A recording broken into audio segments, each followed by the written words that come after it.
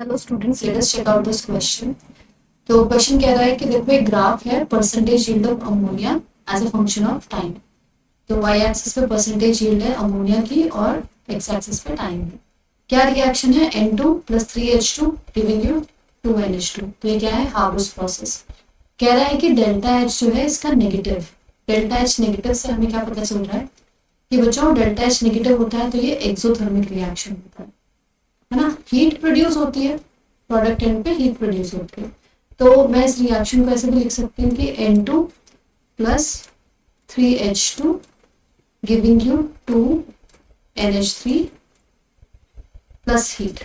ठीक है, ऐसे लिखते हैं एक्सोथर्मिक रिएक्शन। ओके, अब ये जो काम आप करवा रहे हो ये प्रेशर P पे हो रहा है और टेम्परेचर T1 पे हो रहा है ना। तो T1 के लिए आपको एक ग्राफ दिया है कि जैसे जैसे स्टार्टिंग होगी रिएक्टेंट होगा, प्रोडक्ट बनना शुरू होगा और धीरे धीरे धीरे धीरे प्रोडक्ट बनेगा बनेगा इक्विलिब्रियम आ जाएगा तो प्रोडक्ट कांस्टेंट दिखने लग जाएगा।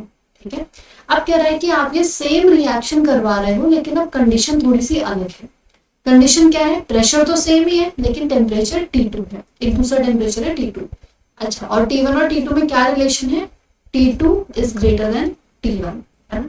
कि अभी आप ये जो रिएक्शन करवा रहे हो बच्चों ये सेम रिएक्शन हो रहा है लेकिन अब ये हाई टेम्परेचर पे हो रहा है, हाई टेम्परेचर पे, राइट। तो इक्विलिब्रियम में एक प्रिंसिपल है, डी कैडलर प्रिंसिपल, उसको याद करिए कि अगर कोई रिएक्शन एक्सोथर्मिक है और अगर उसी सेम रिएक्शन का टेम्परेचर बढ़ा दिया जाए तो रिएक्शन बैकवर्ड जाता है, फॉरवर्ड जाता है, राइट। अच्छा, तो क्या कहता है डी कैडलर प्रिंसिपल, कहता है कि जो भी काम आप करोगे सिस्टम एग्जैक्टली उसका ऑपोजिट करेगा।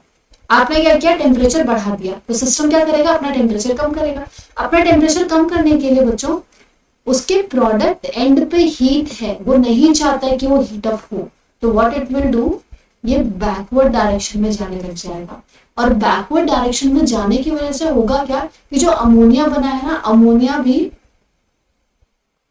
इसकी जो परसेंटेज यील्ड है ये डिक्रीज हो जाएगी, है ना। क्यों, बैकवर्ड डायरेक्शन में जा रहा है रिएक्शन, राइट, तो उससे ऑफकोर्स अमोनिया की यील्ड डिक्रीज हो जाएगी। अब तो यू सी T2 टेम्परेचर पे क्या होगा, जो यील्ड है वो थोड़ी कम होगी। तो T1 ये है तो T2 कहीं इधर आना चाहिए। ठीक है, इससे मैच होते हुए दो ग्राफ्स में दिख रहे हैं B और C। अब यहाँ पे प्रॉब्लम ये है कि अब B होगा कि C होगा। इनिशियली B में क्या हो रहा है कि परसेंटेज यील्ड ज्यादा है विद हाई टेम्परेचर और यहाँ पे परसेंटेज यील्ड कम है विद लो टेम्परेचर।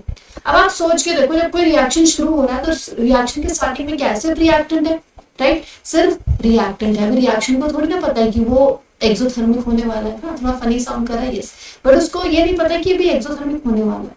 और एक फैक्ट है कि कोई भी रिएक्शन जब आप स्टार्ट कर रहे हो या फिर कोई भी रिएक्शन है हाई टेम्परेचर पे फास्ट होता है ना। हाई टेम्परेचर पे रिएक्शन फास्ट होता है और वैसे भी इनिशियली टेम्परेचर फास्ट ही होता है। So at higher temperature the percentage yield is going to be more. अब इसके दो रीजन हो गए यहाँ पे जो मैंने आपको बताया। तो पहला तो ये रीजन हो गया बच्चों कि